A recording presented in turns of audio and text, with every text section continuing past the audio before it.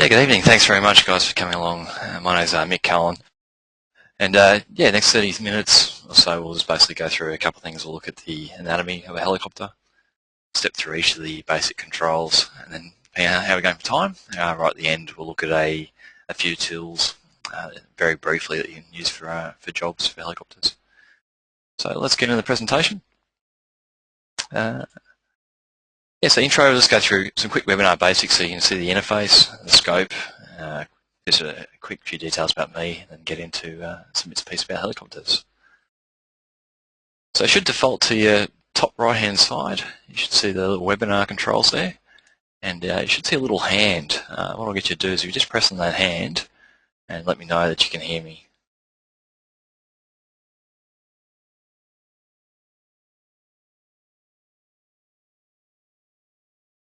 Excellent. It looks like everyone can hear us there. So yeah, look, at any time you've got a question, you can shoot it through in the question box there. Welcome to try that out now and just say g'day, or put up your hand, and depending on where we're at, I'll see if I can stop. So I'm just going to put everyone's hands down there now. Okay, so everyone's hands down. Excellent. Yeah, basically hands up, or welcome to use the text box any time as we go through. Who am I? Look, as I said, my name's Mick Cullen. I'm one of the flying instructors at Aeropower, and the website there is www.aeropower.com.au. Look, I've been flying since 1993. I did my first solo before I actually had my car license, or a learner's car license. Then in 2001 I started flying helicopters with the Army. Living at Scarborough, just north of Brisbane, married and got 2 kids. If you throw into Google Mick Cullen, on the first page there should be a link for a LinkedIn, and some more details about me there. Incidentally, LinkedIn is one of the big websites I'm going to recommend you look at if you're looking for employment as a helicopter pilot. Look, although we're in the helicopter training business, we're also in the dream delivery business. With all of the instructors at Aeropower have been lucky enough to achieve our flying dreams. Now we're in a position to help others achieve their dreams or your dreams. That's why we get out of bed every day, and that's our passion. And I speak for Chris, Dave, Rob, and Matt. The scope, this briefing, look, it pretty much covers off our trial introductory flight briefing at Aeropower. So all the pictures and the controls we're talking about are specific to the Hughes 300 helicopter, but they're pretty representative of most helicopters. This is going to be a very shallow introduction, just going through the controls. We're not going to look at aerodynamics or the secondary effects of controls. We can cover that another time.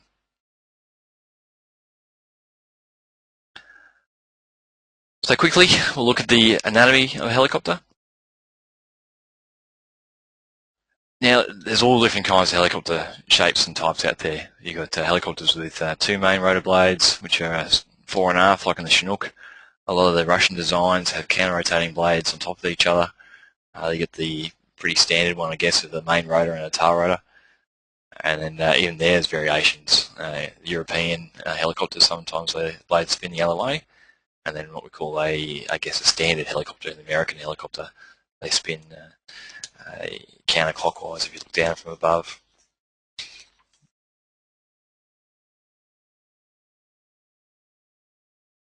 Just looking at a pretty generic helicopter here, this is a Hughes 500. So you can see the main rotor on top there, the tail rotor is on the rear of the tail boom. Generally the engine, transmission, fuel tanks are all on the body of the aircraft. Then you have a passenger cabin, and then wheels or skids underneath. And that pretty much makes up the general layout of a normal helicopter. The next picture here, you can see the main rotor and the tail rotor, and you can see some of the control lines there. So in the cockpit, you've got the collective, the cyclic, and the tail rotor, which we'll go through today.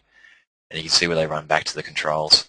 So collective and cyclic pretty much run to your main rotor, and then the tail pedals will generally run through cables or push-pull rods out to the tail. Danger areas of helicopters, the big 3, obviously the tail rotor, the main rotor, and the engine area. So anytime you move around the helicopter, if you stay forward of the cabin doors, you'll keep away from 2 of those areas, being the engine and the tail rotor, and you just have to worry about the main rotor. First control we're going to look at is the pedals. So you can imagine sitting in a chair in the helicopter and just resting your feet out in front of you, and that's where they're going to sit there on the pedals.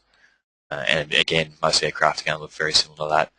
That's the Hughes 300 pedals with an adjustment there, fore and aft, again just for leg length, and rubber boot on the bottom there to stop anything falling through.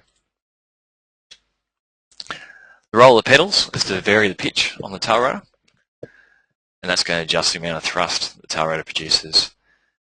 So we use it in the natural sense. So if you push the left pedal forward, the helicopter will yaw to the left, and right pedal, if you push the right pedal forward, the helicopter will yaw to the right. I've just got a few more people joined us, so again, welcome to you guys. The tail rotor pedals, they are very sensitive. You only need very light pressure on it. Something we find when people are learning is you do tend to tense up in the legs. So you'll pretty much have 999 pounds on one leg and then 1,001 pounds on the other leg, where you find if you just do relax your legs and rest your heels on the floor and just use your toes, they are very light controls. The role of the tail rotor is to control our balance in forward flight. I'll talk a little bit about balance in a tick. And once they're applied, you need to hold the tail rotor input in. So it's not a matter of just tapping on the pedal and releasing it. You put the pressure in and then maintain that pressure.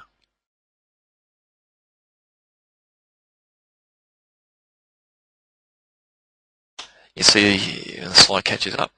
Yeah, so left pedal, the helicopter's going to yaw left, right pedal is going to yaw right.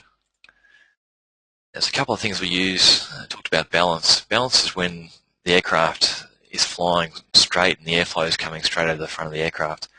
We also be flying down a road and then using the pedals cock off to the left or to the right. So the two things we're looking at to make sure we're flying in balance is on the left-hand side the string, and on the right-hand side you can see the picture of a balance ball.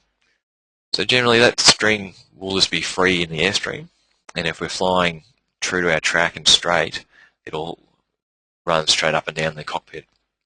If we're flying cocked off and the wind's actually coming from the right or the left, that string will blow out to the right or the left, letting us know.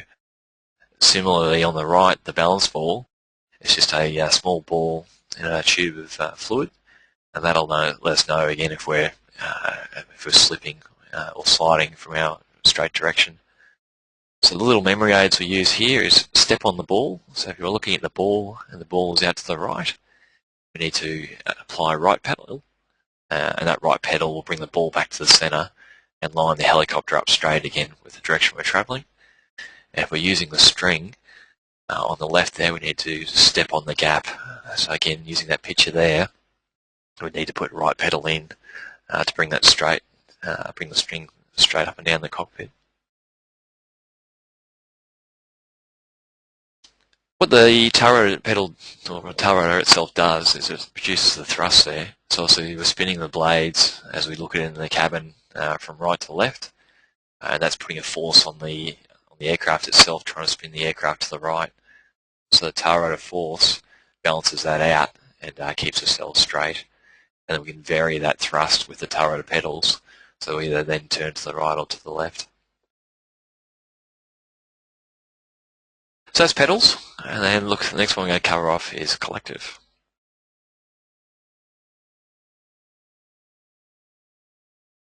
Collective, when you're sitting in the chair, is just the lever on your left-hand side. So imagine sitting in the chair, rest your left arm down beside you, and find a lever there that basically just pivots fore and aft. And that's what we call a collective.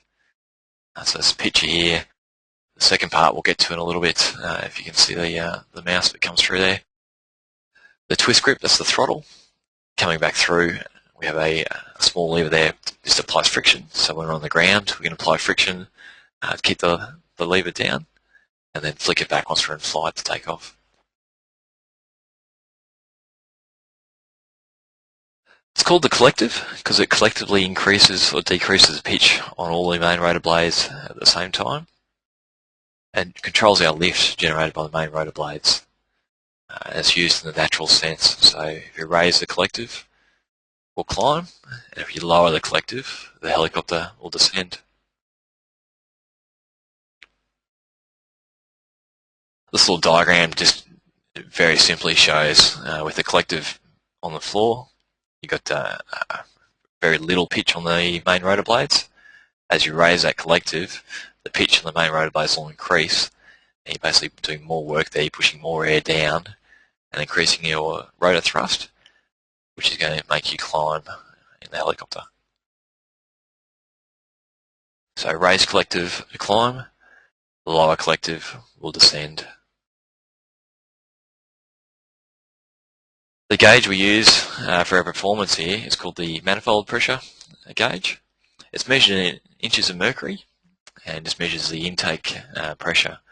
Now, the measurement's not really important. It could be percent, newtons, whatever you want to call it. We just happen to measure it in inches of mercury. But what we get from it is just a relative power rating. So from the outside there, at idle, when we first start up, probably looking at 14 to 15 inches, and then cruising about 25 inches, and then max power is sort of up around 28 inches or so. And just got a question, or Lee, you got your hand up there? You want me to slow down? You just, again, guys, there's a little chat box there for questions. If you need to throw me a question as we go through, feel free to type in there.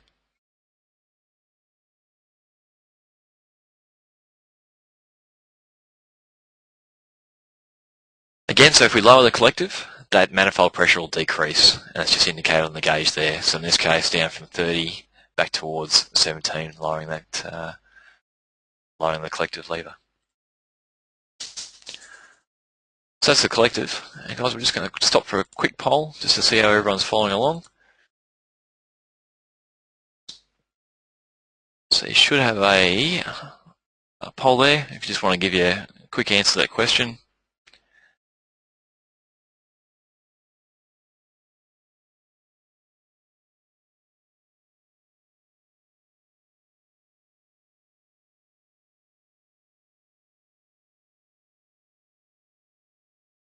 And yep, you got that right. So obviously, raise collective, we're going to climb.